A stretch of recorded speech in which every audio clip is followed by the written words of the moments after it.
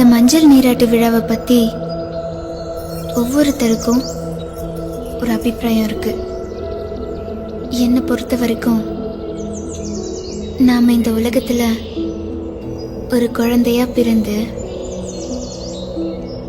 குறும்புத்தனம் பண்ணுற சிறுமியா வளர்ந்து நம்ம கலாச்சாரம் நம்மளை பக்குவப்படுத்தி அழகுபடுத்தி சீர்படுத்தி நமக்கு கொடுக்குற முதல் மரியாதை தான் இந்த மஞ்சள் நீராட்டு விழா.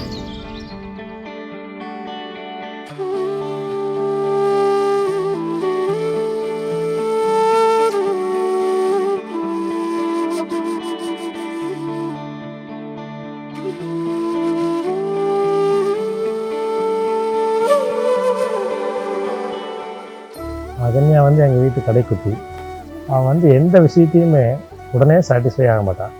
கடைசி வரைக்கும் எனக்கு அது வேணும் இது வேணும் கேட்டுக்கே தான் இருக்கான். அதே மாதிரி ரொம்ப ஷ்ரூடான பொண்ணு. டக்குன்னு ஒன்று சொன்னால் புரிஞ்சுக்குவான். அவங்க அம்மா என்ன சொன்னாலும் அவனை கேட்க மாட்டான்.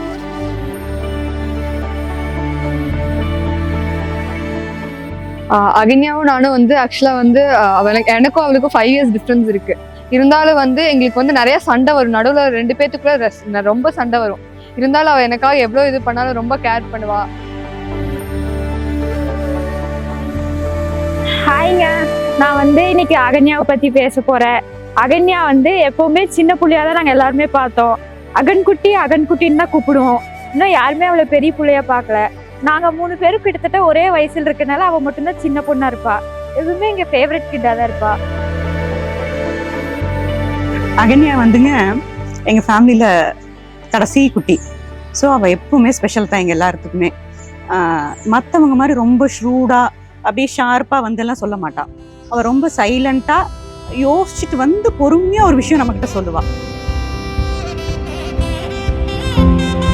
அகன்யாவுக்கு நான் அத்தை பையன். ஆக்சுவலி அவளை பற்றி சொல்கிறதா அவளோட கேரக்டர் எப்படின்னா யாராக இருந்தாலும் ஈஸியாக பழகிடுவா. நல்லா அஃபெக்ஷனேட்டாக இருப்பா. யாழினி அகன்யான்னு எப்போ பார்த்தாலுமே ஒரு செல்லமாக சண்டை கட்டிகிட்டே இருப்பாங்க. ஏதாவது ஒரு விஷயத்துக்கு விஸ்குனே சாட்டிஸ்ஃபை ஆக மாட்டாங்க. எனக்கு அது வேணும் எனக்கு இது வேணும்னு கேட்டுகிட்டே தான் இருப்பாங்க. எங்களுக்கு 2 இளவரசி, பெரியவ யாழினி, சின்னவ அகன்யா. இப்போ சின்ன அகன்யாவை பற்றி சொல்லணும்னா அவள் ரொம்ப ஸ்மார்ட்டு.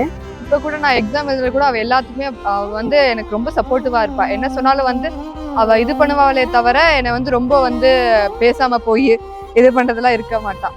ஸோ அதில் எனக்கு அவளை விட்டு ரொம்ப பிடிச்ச விஷயமே அவள் எல்லாமே பாசிட்டிவாக எடுத்துப்பா. எதுவுமே அவள் ரொம்ப நெகட்டிவாக எடுக்கிறது இல்லை.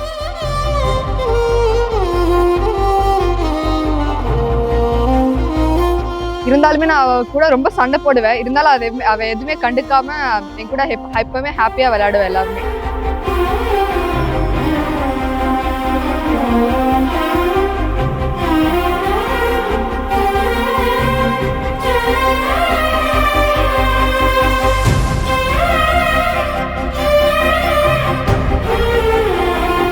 ஹாப்பி பர்த்டே குனியத்தன்னு சொல்லி ஒரு சின்ன கிஃப்ட் ஒன்று வாங்கிட்டு வந்தா. அதை நான் எக்ஸ்பெக்ட் பண்ணவே இல்லை. ஏன்னா அவள் போனதே ஒரு டைட் ட்ரிப்பு. அவளுக்கு எதுவுமே பர்ச்சேஸ் பண்ணுறக்கோ எதுக்குமே டைம் இல்லை. பட் இருந்தாலும் அதை ஞாபகம் வச்சு அது ஒரு சின்ன கீ செயின் தான். அதை கொண்டு வந்து கொடுக்கும்போது எனக்கு ரொம்ப ஹாப்பியாக இருந்துச்சு. அதனால அகன்யா எப்பவுமே எங்க ஃபேவரட் கிட்டா தான் இருப்பா. எங்க 4 பேருக்குல ஆக்சுவலாக ரொம்ப நல்ல பொண்ணு, குட்டி பொண்ணா இருக்கிறதுனால எங்களுக்கு அவள் எப்பவுமே ஒரு பெட்டு தான். We all love அகன்குட்டிங்க. லவ் யூ அகன்குட்டி. மானூத்து மந்தையில மாங்குட்டி வெத்தம்மையில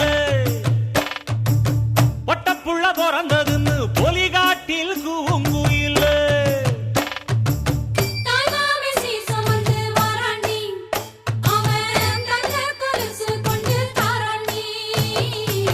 சிறு சுமந்த சாதி சனவே ஆறு கடந்தா ஊரு வருமே.